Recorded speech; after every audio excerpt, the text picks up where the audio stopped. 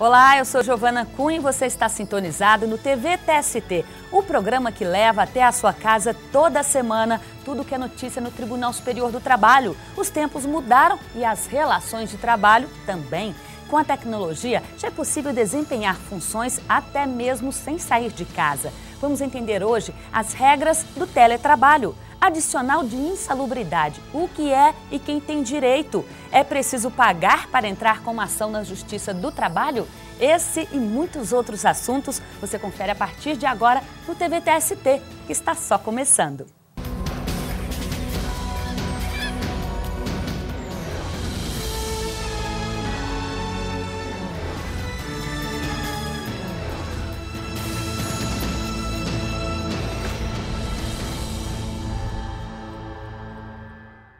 E para ficar bem informado, vamos às notícias que marcaram a semana no Tribunal Superior do Trabalho.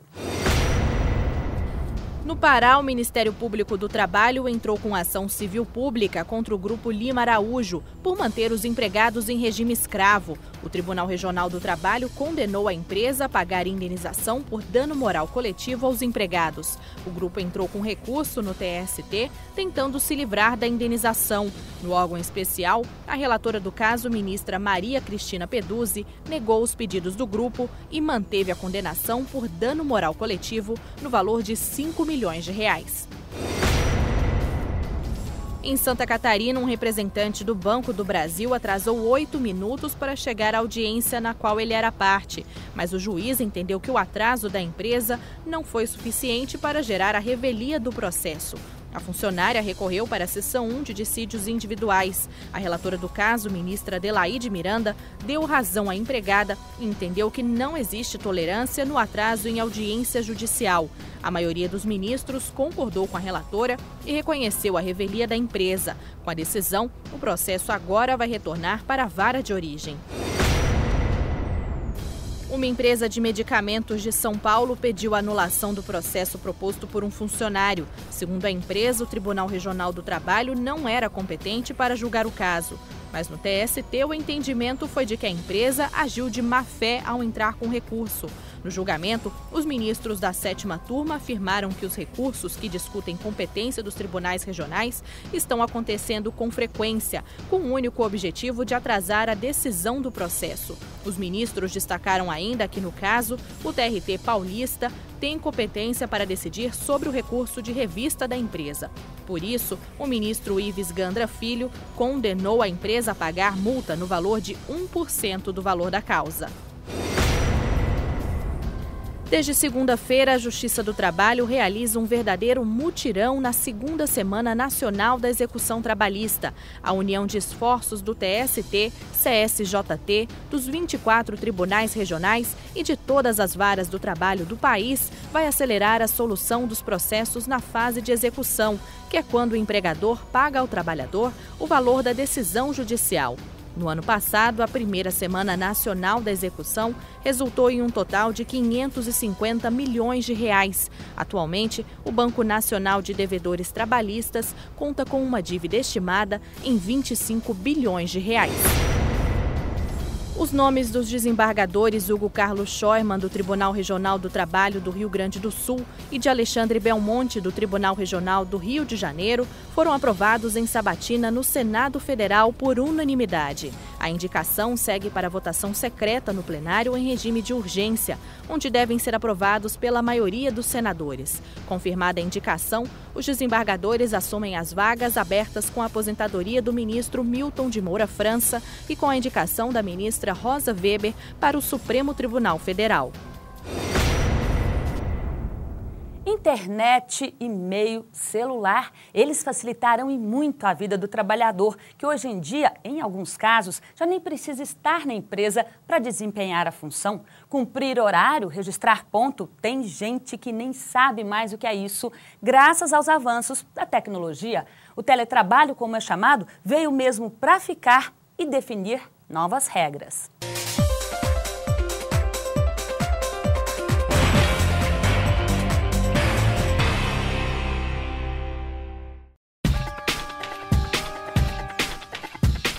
Imagine chegar no emprego em apenas segundos. Essa já é a realidade de milhões de trabalhadores do Brasil e do mundo. É o chamado teletrabalho, uma nova modalidade que cresce a cada dia. Em vez do empregado ir até a empresa, é o trabalho que vai até o empregado pelo computador. Facilidade que veio com a tecnologia. Os mesmos trabalhos feitos em ambientes como este agora são realizados em lugares bem mais aconchegantes e que deixam a pessoa bem mais à vontade.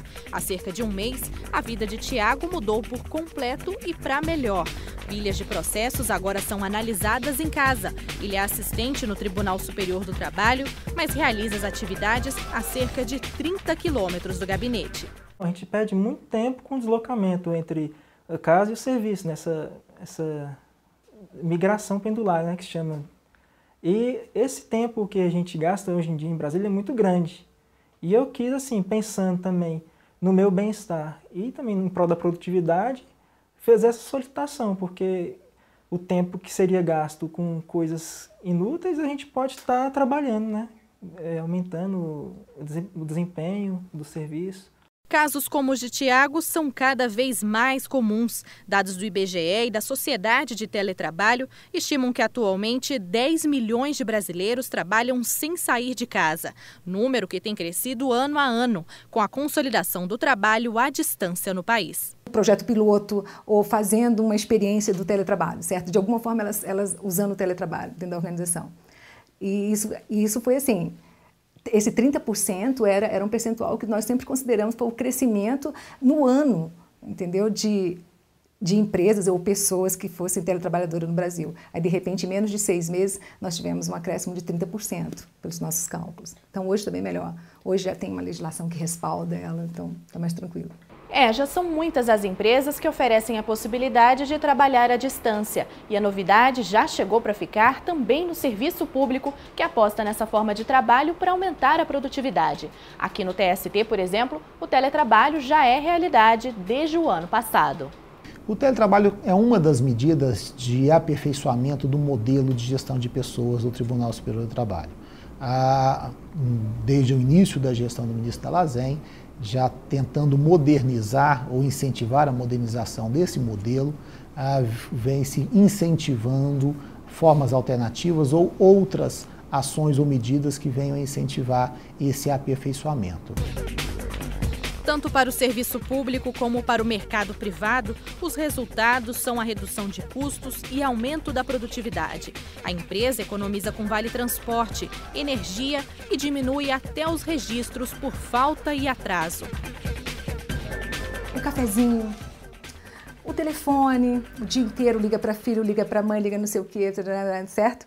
Aí, tudo isso, até a energia, entendeu, do ambiente, tudo é economia. Aquele espaço físico que a empresa agora pode aproveitar e alugar para uma outra coisa, ou então ela alugar um espaço menor para manter a organização, não precisa ser tão grande, porque o empregado não vai ter aquele tanto de empregado mais lá direto, entendeu? Bom para o patrão e bom para o empregado também. O resultado de um ambiente de trabalho tão aconchegante e prático representa mais qualidade de vida, algo difícil de quantificar. Mas o certo é que a ausência dela gera prejuízos não só para o trabalhador, as consequências são visíveis. O empregado, né? Ele tem uma melhor qualidade de vida, tá?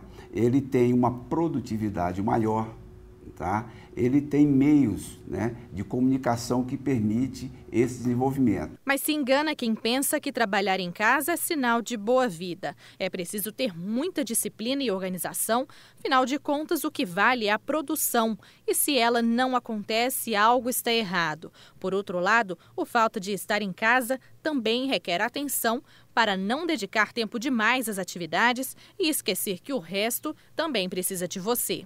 A carga horária geralmente, às vezes até aumenta, né? Porque como você está o tempo todo dentro do serviço, né? O serviço está dentro da sua casa, né? Você acaba se deixando levar, você vai e quando você vê já passou muito tempo, né? Ganha um empregado e o empregador também. O teletrabalho oferece várias vantagens para quem precisa de mais tempo para cumprir uma série de tarefas. Afinal de contas, tem gente que tem dupla e até tripla jornada de trabalho. Com o teletrabalho em alta, foi preciso adaptar a legislação.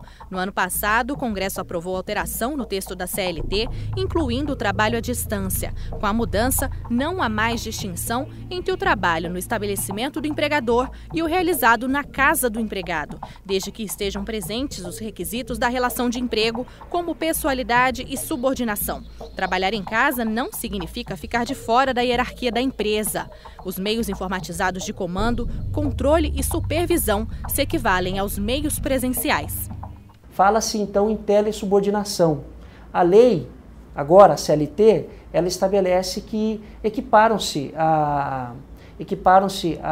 os meios telemáticos e informáticos, equiparam-se aos meios regulamentares e ordinários utilizados pelo empregador para coordenar e fiscalizar a prestação de serviço. Não é porque o trabalho é feito em casa que alguns direitos podem ser deixados de lado. O empregado deve receber da empresa os equipamentos e sistemas necessários para as atividades. O teletrabalhador também tem direito à licença médica quando estiver doente, assim como férias, auxílio alimentação e até hora extra. O teletrabalhador é uma realidade importante hoje no Brasil. Ele tem todos os direitos deferidos ao empregado que não presta serviço dessa forma. Então ele tem direito a férias, 13º, horas extras, adicionais noturnos, enfim, todos os adicionais pela prestação de trabalho, razão pela qual o empregador tem que se cercar de alguns cuidados, como por exemplo, horários, fixar um horário de prestação de teletrabalho, fixar horário para recebimento e resposta de e-mails, por exemplo, né? Ou recebimento e resposta e atendimento de solicitações por SMS. Enfim, o empregador tem que se cercar desses cuidados, porque pode-se, na falta desses cuidados, pode-se configurar uma situação de hora extra, trabalho noturno, trabalho no fim de semana. As regras também são as mesmas dos outros empregados em caso de acidente de trabalho. E por isso é preciso ficar atento. O escritório residencial deve ser mantido limpo e livre dos perigos do dia a dia. Ao fazer a seleção das pessoas que estão na modalidade de teletrabalho, tentar entender a realidade psicossocial que ocorre no domicílio do empregado, tentar entender, inclusive, se as instalações do empregado contam com as mesmas garantias ergonômicas que a gente possibilita internamente nas instalações da empresa. Ou seja, a modalidade ela estabelece rotinas mais do ponto de vista do relacionamento e da realidade do domicílio do empregado do que propriamente do trabalho em si. Trabalhar sozinho nem sempre é tão bom assim. Deixar de frequentar o escritório diminui o vínculo e o relacionamento com os colegas e com a empresa. O especialista alerta: o funcionário deve preservar alguns hábitos, mesmo em casa. Nós, ao reorientar o programa, estabelecemos uma periodicidade mínima para que o empregado retorne às instalações da empresa. Normalmente, na nossa realidade de trabalho, há necessidade de reuniões, ao menos quinzenais, para se discutir os seus planos de trabalho, para reformular encaminhamentos de cada plano de trabalho, para discutir com a equipe de trabalho o andamento e a construção de determinados aspectos do dia a dia. Para que você, então, tenha um funcionário trabalhando em casa, não é qualquer um, tem que ter um perfil, tem que ser uma pessoa que ele tenha realmente uma determinação, que ele tenha uma produtividade garantida, que ele seja uma pessoa comprometida com a empresa, certo? E, veja bem, nesse momento, se você não colocar um empregado com esse perfil, essa dificuldade de relacionamento vai existir e muito entre o chefe e ele que executa a tarefa, né? Então, essa questão do chefe, ele também tem que estar muito bem ligado nesse tipo de atividade.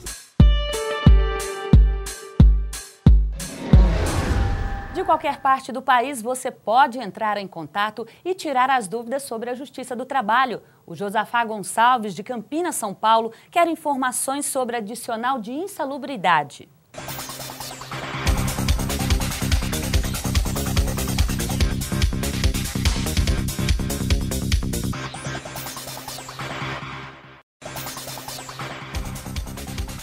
Atividades insalubres são aquelas que expõem os empregados a agentes nocivos à saúde, acima dos limites legais permitidos.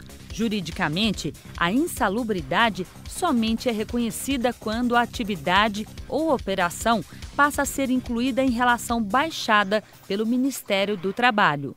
As condições insalubres são aquelas que podem atentar contra a saúde do empregado e que gerariam essa indenização, essa remuneração maior. É devida a empregados que lidam com agentes químicos ou submetidos a ruídos, quem trabalha perto de uma máquina, ou às vezes quem trabalha na frente de um forno de padaria que tem aquele calor, né? São atividades que submetem o organismo do trabalhador ou seu estado psicológico a um ônus um pouco maior que o normal. Como é calculado o adicional de insalubridade? O trabalhador que atua com atividade insalubre no grau mínimo recebe 10% de adicional de insalubridade. Quem atua com grau médio recebe o percentual de 20%. No grau máximo, o percentual é de 40%. O adicional de insalubridade é uma previsão que tem na CLT que rege as relações dos empregados e os empregadores de uma verba que variável entre 10%, 20% ou 40%, de acordo com o seu grau mínimo, médio ou máximo, que é devida aos empregados, aos funcionários que trabalhem em situações insalubres, ou seja, situações em que atentem contra possível a saúde dele, o estado de espírito ou a própria psique. Uns exemplos são altas temperaturas ou ruídos muito grandes ou os contatos com agentes químicos. Como é determinada a insalubridade do trabalho? A caracterização é feita por meio de perícia a cargo do médico ou de engenheiro do trabalho, segundo as normas do Ministério do Trabalho e Emprego. Alguns exemplos de empregados que têm direito ao adicional de insalubridade são, por exemplo, os serventes que lidam com detergentes, misturam e mesclam agentes químicos, né? E que estariam expostos ou ao seu contato ou ao seu odor.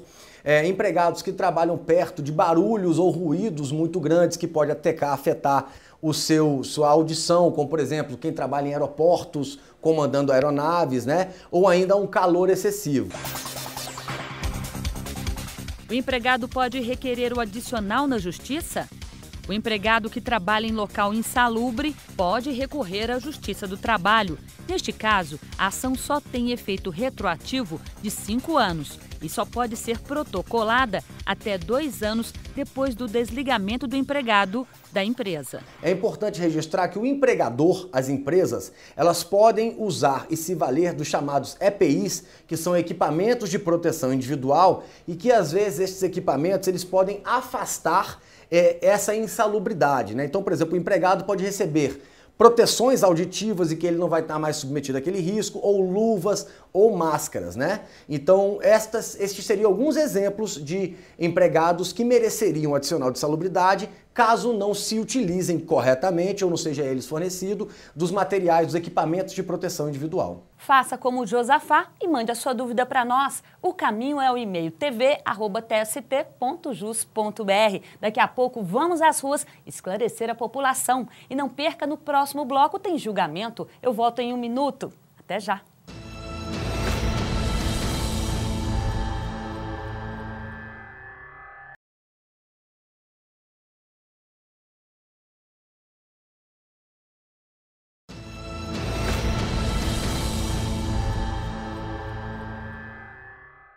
O assunto agora é aviso prévio. Veja o que diz a súmula 276 do TST. A súmula número 276 do TST diz que o direito ao aviso prévio é irrenunciável pelo empregado. O pedido de dispensa de cumprimento não exime o empregador de pagar o respectivo valor, salvo comprovação de haver o prestador de serviços obtido novo emprego. O Tribunal Superior do Trabalho editou o enunciado número 276, dizendo que é irrenunciável ao empregado abrir mão do seu aviso prévio em caso de demissão sem justa causa.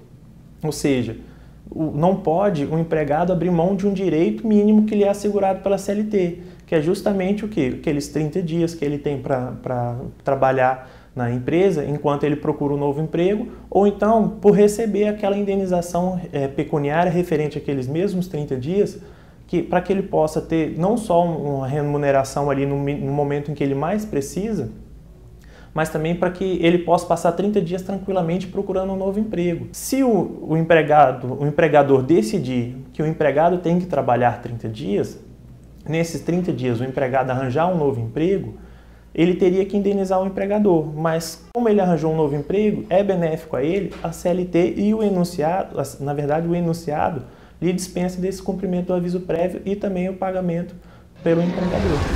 E vamos ao julgamento de destaque no Tribunal Superior do Trabalho. Entenda o caso na reportagem.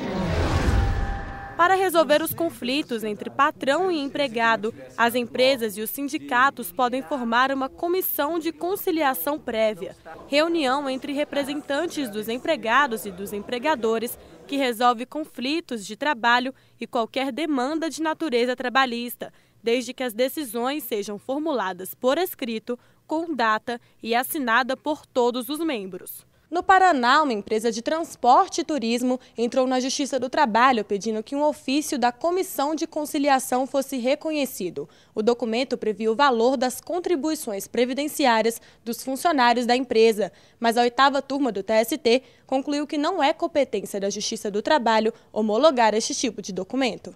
A empresa recorreu então à seção 1 de dissídios individuais, que aceitou o recurso da transportadora.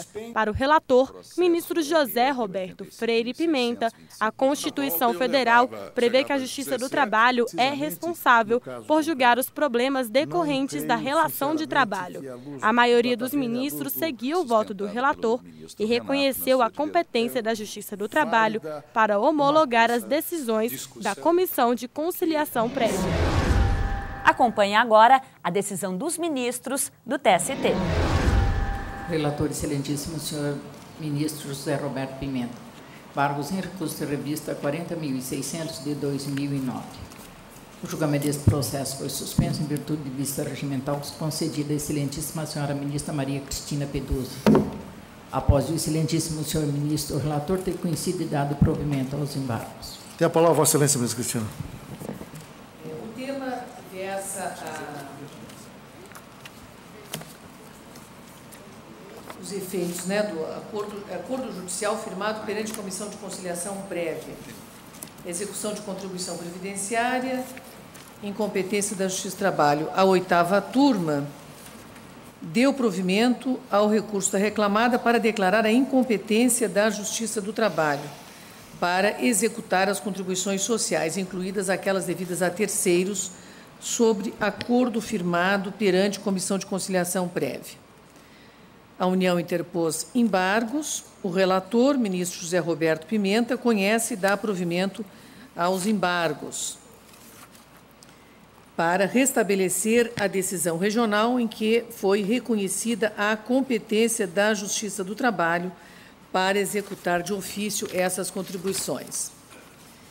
Eu peço vênia para divergir de Sua Excelência e justifico que o faço porque o artigo 114, inciso 8 da Constituição, contempla exceção à disciplina geral do artigo 109, inserindo na competência da Justiça do Trabalho a execução de ofício das contribuições sociais previstas no artigo 195, inciso 1A e 2, e seus acréscimos legais decorrentes das sentenças que proferir.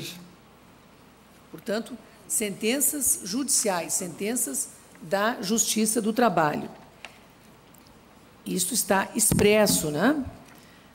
E digo eu que a hipótese dos autos, todavia, como está assinalado e bem assinalado pelo acordo embargado, não trata de execução de sentença proferida nesta justiça especializada, mas de execução de contribuição incidente sobre acordo firmado perante Comissão de Conciliação Prévia, assim, título executivo extrajudicial, que foi descumprido pela executada.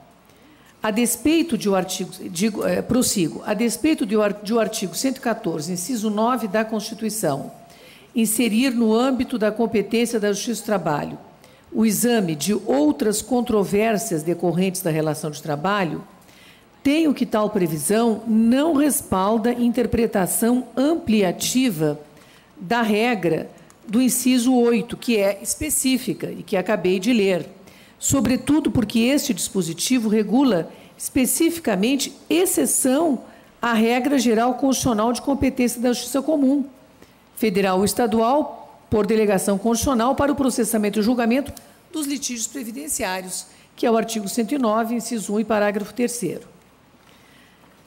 Por isso que já é uma norma que estabelece números clausos aqui, como assentou em processo precedente o ministro Levenhagen, especificando execução de ofícios contra contribuições sociais decorrentes das sentenças que proferir a Justiça do Trabalho.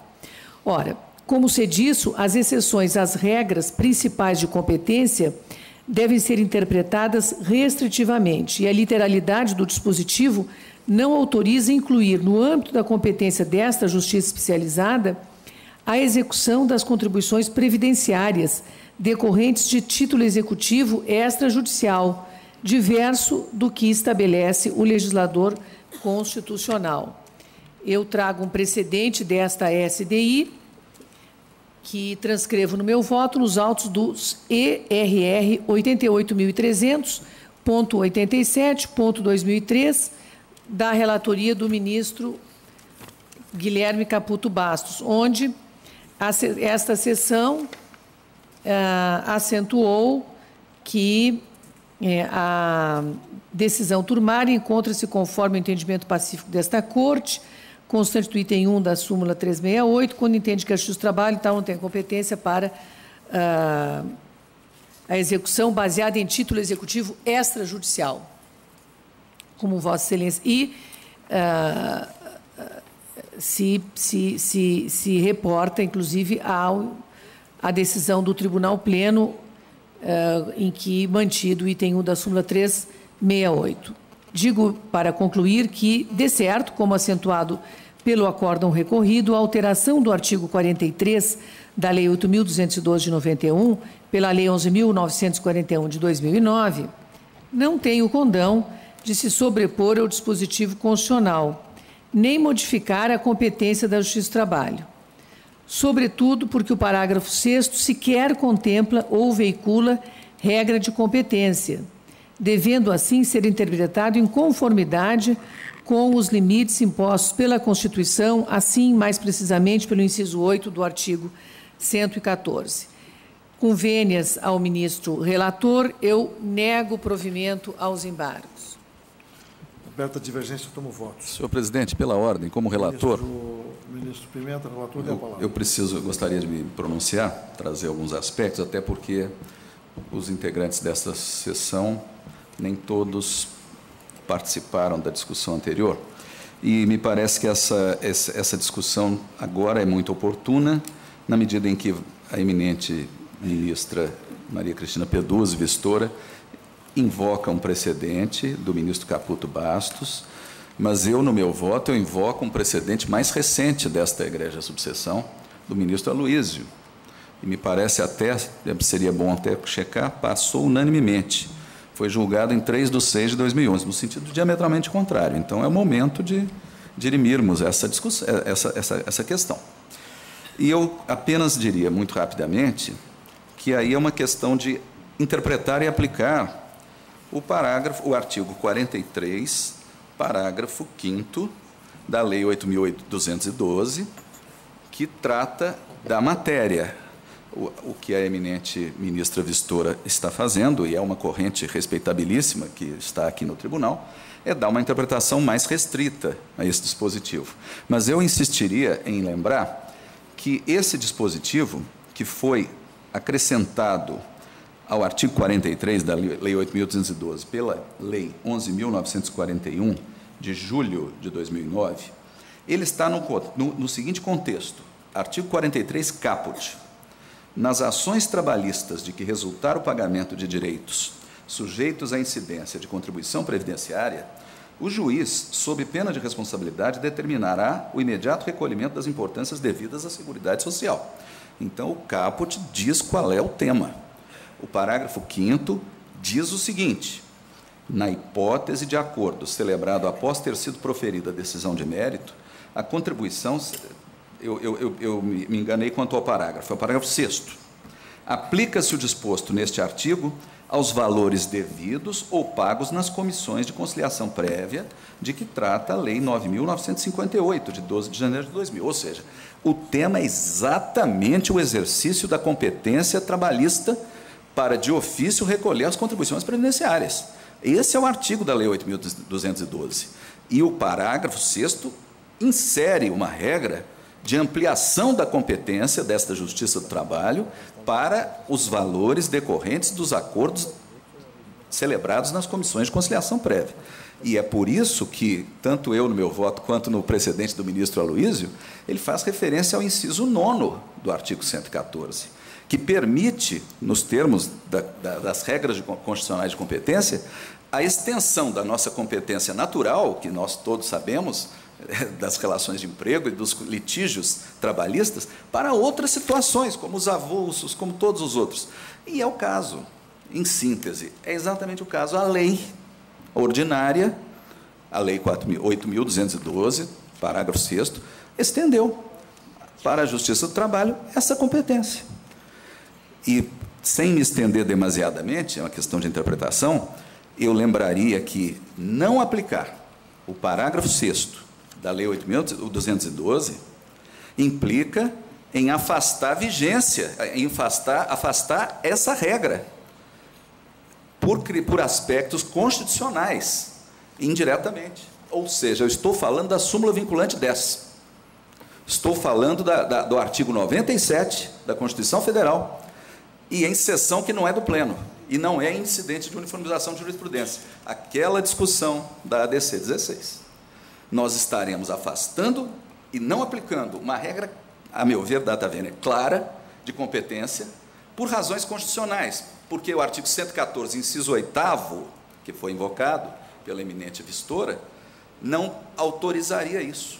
A meu ver, o 9º autoriza, mas estaremos decidindo por aspectos constitucionais e negando vigência a um dispositivo infraconstitucional.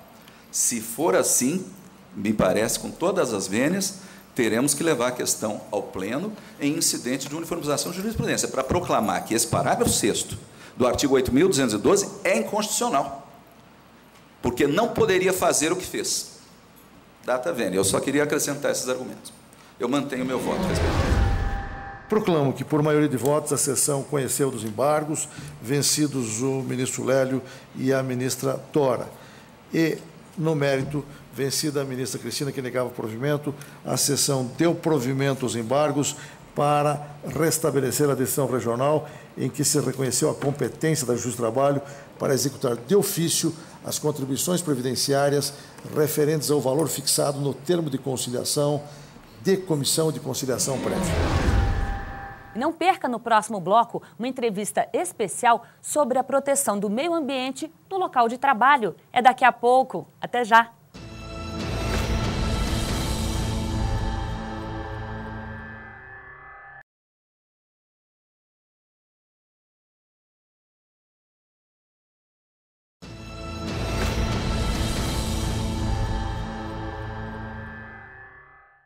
Hora do telespectador marcar presença no TVTST. A dúvida de hoje é sobre pagamento para ajuizar a ação na Justiça do Trabalho. Gostaria de saber se para mim entrar com a ação é necessário eu pagar a ação e se preciso de um advogado. Eu sempre digo que o melhor seria a contratação de um advogado. Por quê? Porque o advogado é o profissional habilitado a recolher da parte os fatos e traduzi-los num pedido jurídico, num pedido que envolva o manejo da legislação.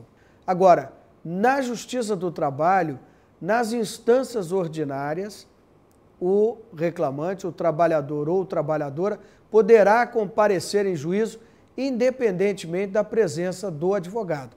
O que o Tribunal Superior do Trabalho decidiu em sua composição plenária é que para o recurso de índole extraordinária, ou seja, aquele dirigido para o Tribunal Superior do Trabalho, como é um recurso onde se admite apenas e tão somente por divergência jurisprudencial e por violação de lei ou violação da Constituição Federal, isso exigiria conhecimento jurídico e, portanto, a parte não estaria autorizada diretamente a aviar estes recursos. A preservação do meio ambiente é uma conduta que deve ser adotada em casa e também no trabalho. Não dá mais para imaginar a vida sem essa consciência.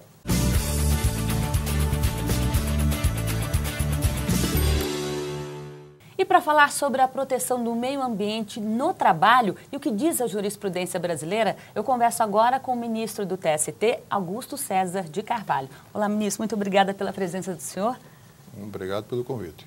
Ministro, vamos falar sobre direito ambiental. Digamos que as leis são novas nesse sentido? Em verdade, a preocupação com o direito ambiental, com o meio ambiente, de modo a que isso se concretizasse por meio de proteção oriunda de normas jurídicas, essa preocupação se intensificou, eu diria que nos últimos 40 anos. Eu tenho como um divisor de águas a Declaração de Estocolmo, de 1972, que foi uma declaração que se somou às tradicionais declarações de direitos humanos e que trouxe para esse âmbito não apenas aqueles direitos de liberdade subjetiva, liberdade de locomoção, de expressão, enfim, e também não apenas os direitos sociais, o que já significou uma conquista grande, porque haveria a preocupação agora com o outro, né? não somente com o próprio indivíduo, mas o direito ambiental como direito fundamental, que é a preocupação não com a própria pessoa ou com o outro, é mais do que isso, é a preocupação com todos, é a preocupação com a humanidade, com aqueles bens que se tornaram assim bens jurídicos, que vão além da proteção à fauna, à proteção à flora. Essa proteção existe porque, em última análise, o que se protege também é o homem. O homem nesse bioma, o homem nessa biosfera, o homem contextualizado. Então, a partir de 1972, as constituições, não apenas a Constituição do Brasil, de 88, mas antes dela, a Constituição Portuguesa, a Constituição Espanhola, inseriram em seus textos esse regramento, essa ordem de que haveria um direito que seria de todos e oponível a todos, não apenas ao Estado, e que asseguraria uma condição, uma sadia qualidade de vida, diz a Constituição, bem comum de todos, quer dizer, é possível que qualquer pessoa possa exigir essa condição adequada, essa qualidade de vida condizente com a dignidade humana, e essa é uma obrigação que não cabe apenas ao Estado, mas cabe às organizações sociais, cabe às empresas, enfim, cabe a toda a coletividade. E onde que entra a preservação do meio ambiente no ambiente de trabalho? Perfeito. A Constituição também diz, quando trata do direito à saúde como direito universal, que o Sistema Único de Saúde deve atuar no sentido da melhoria das condições, da melhoria do meio ambiente, incluído o meio ambiente do trabalho. O que significa dizer que o meio ambiente do trabalho é um conceito jurídico, é um conceito constitucional. E é curioso porque, embora essa preocupação, como eu falei há pouco, se tenha intensificado nos últimos 40, 50 anos, há um tema correlato que diz respeito ao meio ambiente de trabalho, que é a preocupação com medidas preventivas que protejam a saúde, a segurança do trabalhador e que remontam às primeiras convenções internacionais da OIT, o que significa dizer que nós estamos falando das primeiras décadas do século XX. Essa normatização, essas normas jurídicas que protegem o meio ambiente de trabalho já existem há muito tempo. Mas é importantíssimo que nós possamos associar um tema ao outro, o meio ambiente, de modo geral, ao meio ambiente de trabalho, porque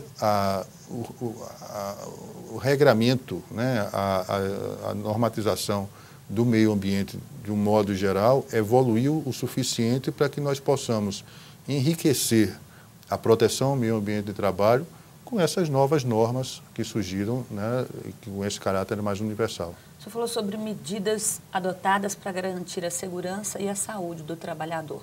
Pode citar algumas medidas que as empresas deveriam tomar, ministro? E também não só as empresas, mas o próprio empregado, ele se conscientizar que ele pode participar desse processo de mudança? Sim. Vejam, normas regulamentadoras do Ministério do Trabalho, eu poderia citar NR7, NR9, que instituem o Programa de Controle Médico de Saúde Ocupacional, o Programa de Prevenção de Riscos Ambientais. São normas que desde sempre vêm prevendo a possibilidade de os sindicatos interagirem com as empresas, acrescentando àquela proteção legal aquilo que disser respeito, que eventualmente disser respeito à realidade vivida por aquela coletividade de trabalhadores. Além disso, há uma contribuição muito grande que o direito ambiental pode trazer para o meio ambiente de trabalho, quando se refere não apenas à prevenção, mas também à precaução. São conceitos que, no plano semântico, parecem muito próximos, mas quando você fala em prevenção, você está se referindo à necessidade de haver a proteção do trabalhador contra aquele risco ambiental, contra aquele risco que é inerente às suas condições de trabalho, risco conhecido. Mas quando você fala em precaução, você vai além disso. Difícil quantificar, né, ministro? Isso, muito, né? Difícil, né? E é por isso que os ambientalistas falam no princípio poluidor-pagador, quer dizer, quem contamina, paga. Quem assume o risco de desenvolver uma atividade econômica que eventualmente exponha o trabalhador ou qualquer pessoa a algum risco, se aquilo significar um dano, se o risco se converter em um dano, essa pessoa que assumiu o exercício dessa atividade arriscada tem que pagar. E o princípio da precaução, ele se descola, em certa medida, da prevenção, simplesmente, por isso, porque tem a ver com danos ambientais que não estão cientificamente comprovados. Então, quando hoje nós vemos, por exemplo, essas antenas, né, digitais, quando nós vemos algumas atividades econômicas na mineração que expõem o trabalhador a fibras minerais que inaladas podem causar cânceres de pulmão e coisa que o valha. Enfim, quando nós temos incerteza, quando nós ignoramos mesmo qual o risco a que está submetido aquele trabalhador, nós devemos nos preocupar em precaver esse trabalhador contra esse risco, que é um risco potencial, é um risco virtual apenas. É um risco que não é certo que ele exista, mas dados estatísticos, tudo isso tem que ser levado em conta, porque o mais importante é a prevalência, a predominância do princípio da dignidade da pessoa humana, e especialmente do trabalho humano. Aquele que trabalha, ele tem que ser visto, antes de tudo, como um fim, não necessariamente como um insumo na produção, como um meio. Essa percepção, que é uma percepção muito clara no direito ambiental, se ela é transportada, se ela migra para o direito, para o meio ambiente do trabalho, é evidentemente que nós vamos ter um modo mais civilizado de se desenvolver a atividade econômica e de se utilizar o trabalho humano para esse fim. Agora, ministro, existe o adicional de insalubridade. Na opinião do senhor, por exemplo, a pessoa está trabalhando aí, um cortador de cana, carrega muito peso, fica o dia todo debaixo de sol quente, e depois, quando há aquela queimada, inala todo aquele pó. O senhor acha que, para algumas profissões, eu citei no caso do cortador de cana, mas o senhor acha que o adicional de insalubridade é suficiente para cobrir os danos que esse trabalhador vai ter naquela função que ela é nitidamente insalubre? A pergunta é muito boa, inclusive porque durante muitos anos a nossa compreensão era a de que nós deveríamos transformar o risco ambiental, especialmente no meio ambiente de trabalho, em um custo monetário. Nós monetizávamos essa solução jurídica dizendo o seguinte: desde que se pague um determinado valor, um adicional de insalubridade, um adicional de periculosidade, aquela atividade pode se desenvolver. Evidentemente que o adicional de insalubridade não pode pagar uma vida, o adicional de insalubridade não pode pagar uma condição de saúde que permita ao trabalhador ter convívio social, familiar, enfim, viver. Ou então o adicional de insalubridade nem sempre basta. Existem atividades econômicas que precisam realizar-se e porque elas expõem o trabalhador a algum agente nocivo à saúde, é necessário que esse adicional de insalubridade seja pago. O que mudou, e mudou significativamente, muito por contribuição do Ministério do Trabalho, do Ministério Público do Trabalho, foi o ajuizamento de ações civis públicas que visam não apenas a remuneração daquele, o pagamento daquele, visam o pagamento daquele adicional. É além disso, né? Se há um equipamento, uma máquina que está necessariamente lesando o trabalhador, causando lesão física a esse trabalhador, essa máquina precisa ser interditada. Se há uma determinada atividade que, por mais pujança econômica, lucro que possa trazer, ela sacrifica o trabalhador nesse processo produtivo, essa atividade econômica tem que ser interditada, ela precisa ser repensada. Independente de pagamento de adicional de insalubridade, independentemente de pagamento de adicional de periculosidade. Porque não tem preço a saúde das pessoas, sim, né? Sim, com certeza. Há um autor espanhol que aqui eu me refiro muito porque, na verdade, ele disse alguma coisa que hoje é muito repetida e que tem muita pertinência, a meu ver. Quando o trabalhador veste o seu macacão, ele não se desveste, ele não tira de si todos os direitos da personalidade. Não faz muito sentido, não faz qualquer sentido que você conceba direitos da personalidade que dizem respeito à preservação do homem, da sua imagem, da sua honra, da preservação da sua saúde, enfim, e que se modifique porque está no ambiente de empresa. O meio ambiente de empresa, na verdade, é um microcosmo da realidade social como um todo, né? Do ambiente, né? De uma forma geral. Né? E se há uma proteção que seja assegurada para qualquer outros espaços vitais, evidentemente que a empresa, que é onde mais comumente o trabalhador está, onde ele passa mais tempo de sua vida, né? De sua vida útil, esse espaço vital precisa também ser protegido da mesma maneira. O senhor ressaltou aí as ações do Ministério Público do Trabalho. Tem também da Justiça do Trabalho. O que está sendo feito hoje, ministro, para fiscalizar essas empresas que ainda não pensam na saúde do funcionário, ou seja, só visam o lucro? O que está sendo feito hoje? O que mudou, o que a gente pode dizer que mudou no cenário? Eu acho que muda a perspectiva, né? Mudam os paradigmas. Por exemplo, desde o ano passado, o Tribunal Superior do Trabalho insetou um programa contra os altíssimos índices de acidente de trabalho, né? Nós somos campeões em acidentes de trabalho. Isso tem envolvido várias associações, várias organizações sociais, vários outros tribunais, enfim. E não é alguma coisa unilateral ou alguma coisa que tenha a ver apenas com a intervenção do Estado, né, do Estado juiz. Recentemente houve alguns acordos que foram celebrados no âmbito do Ministério do Trabalho, de que nós tivemos conhecimento aqui no TST, essas pessoas vieram a nós, e que significaram avanços bem significativos, por exemplo, na tentativa de empresários e sindicatos evitarem a terceirização de serviços quando ela significa apenas precarização da mão de obra, redução de custos, sem nenhuma preocupação com a proteção do trabalhador. Enfim, hoje há uma preocupação do juiz, do magistrado, do procurador, enfim, dos estudiosos do direito do trabalho, dos atores sociais que estão voltados para essa área, para tentar melhorar mesmo o mundo do trabalho, né? Para fazer com que ele assegure dignidade a esse trabalhador, independentemente da visão monetista, né? Do significado em dinheiro, da conversão em pecúnia desse direito que já foi lesado e que não é irreversível.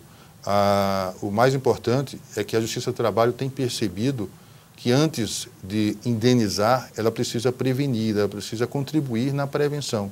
E as ações do Ministério Público são relevantes por isso, porque elas são ajuizadas, elas são propostas quando o problema ainda existe, quando o problema ainda pode ser debelado. Não adianta muito você atuar apenas para reparar um dano que já foi cometido. Exatamente. Quer dizer que, na opinião do senhor, hoje a visão é muito mais macro do que micro, como Sim. foi antigamente. Você acha que isso já está acontecendo? Eu acho que sim, é um processo. Né? De um modo geral, nós estamos nos habituando com essa ideia. Nós precisamos conceber o meio ambiente do trabalho inserido nessa proteção ao meio ambiente. Nós estamos na terceira grande conferência, depois da conferência de Estocolmo, nós tivemos aqui no Brasil, né, em 1992, a ECO 92, em que foi celebrado um documento conhecido como Agenda 21, de imensa, de grande relevância nessa área da proteção do direito ambiental. Nós estamos discutindo questões ambientais importantíssimas hoje, inclusive no Congresso Nacional. A semana passada foi uma semana em que esse assunto veio à tona com muita intensidade. E nós temos agora a Rio+20, que é uma oportunidade de revisitarmos, né, esses assuntos e, quem sabe, nós inserirmos com maior firmeza, né, com maior convicção, a proteção ao meio ambiente de trabalho nesse contexto maior.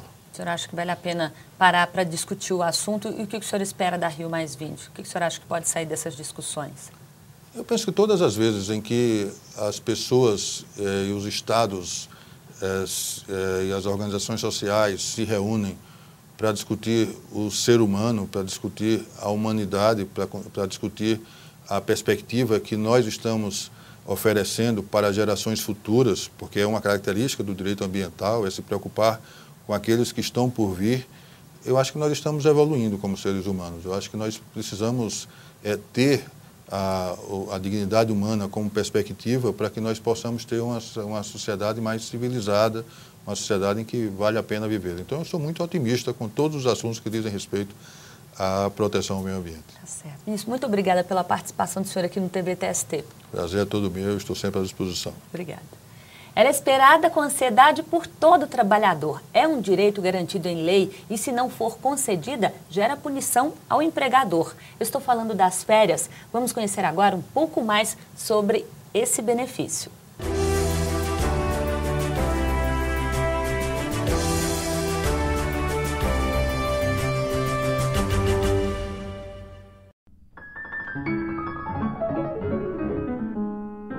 As férias no Brasil foram, ao longo do tempo, uma conquista do trabalhador. O primeiro registro histórico é do Ministério da Agricultura, Comércio e Obras Públicas, em 1889, e, posteriormente, em 1890, os operários da Estrada de Ferro Central do Brasil. Foi uma conquista histórica, né? No início não havia pausa de nenhuma espécie, apenas um pequeno período de descanso durante o dia, né, na verdade, e muitas vezes essa pausa era no próprio local de trabalho, a pessoa adormecia ali por um período curto de trabalho e as jornadas se estendiam 14, 15, 16 horas por dia, muito extenuante. Essa verificação de uma exploração absurda dessa força humana é que levou a essas conquistas, a luta, na verdade, por esse direito. Somente em 1925, as férias foram ampliadas aos demais empregados de outras empresas e atividades, quando foram consagradas por lei. Mas ainda assim, eram de apenas 15 dias e não existia o adicional de 1/3. Constitucionalmente, as férias anuais são registradas a partir de 1934. Mas foi em 43, com a consolidação das leis trabalhistas, que as férias foram dimensionadas com mais propriedade e unificadas às diversas leis até então vigentes. O grande marco, se pode dizer, em relação a esse e outros direitos, é com a CLT, no governo Getúlio Vargas, em que se disciplinou já esse direito de maneira mais categórica e genérica, né? consolidando essas conquistas históricas que vinham sendo feitas ao longo do tempo, né? Com lutas de outros países e também aqui no Brasil. Então, esse grande marco histórico pode-se dizer que é a CLT 1943. A evolução principal veio em 1977, com as principais atualizações sobre as férias, mais próximas do que vigora atualmente. Em 1988, a Constituição Federal determinou que as férias fossem pagas com um adicional especial, devendo ser acrescidas de 1/3 sobre a base de cálculo do benefício. São 30 dias consecutivos após 12 meses de trabalho, denominado período aquisitivo, sem prejuízo da remuneração, computando este período, inclusive, como tempo de serviço. E essas conquistas todas, inclusive a limitação de jornada, introdução de jornada, das pausas para descanso, as férias também se inserem nisso, elas decorrem de uma natural necessidade de que o corpo humano precisa de pausas para recompor a sua saúde, para recuperar as forças físicas e a sua rigidez mental. O objetivo das férias é conceder um justo e reparador descanso, não sendo permitida a venda de todo o período, mas somente de 1/3. A concessão das férias deve ser comunicada ao empregado por escrito com antecedência mínima de 30 dias, mediante aviso de férias. Durante o descanso, o empregado não pode prestar serviços a outro empregador, exceto quando já existe contrato de trabalho regularmente estabelecido. O empregado que tiver mais de 32 faltas não justificadas no período aquisitivo perde o direito às férias. O empregado estudante menor de 18 anos tem direito a coincidir as férias com as escolares. Circunstâncias também de afastamentos prolongados de trabalho, seja por licenças ou outras circunstâncias, podem afetar o direito de férias. Mas, normalmente, o direito de férias é esse, de 30 dias, podendo ser convertido 1/3 em pecúnia, ou seja, vender, o famoso vender os 10 dias, né? E preservando os 20 dias. É importante destacar que esse direito é um direito que não tem disponibilidade, seja do empregado ou do empregador, é um direito indisponível, portanto não pode ser objeto de transação. E não deixe de acompanhar as decisões do Tribunal Superior do Trabalho no Twitter, no Facebook, no YouTube e em tempo real. Acesse o site tst.jus.br. Na semana que vem tem mais TV TST. Eu espero você. Até lá!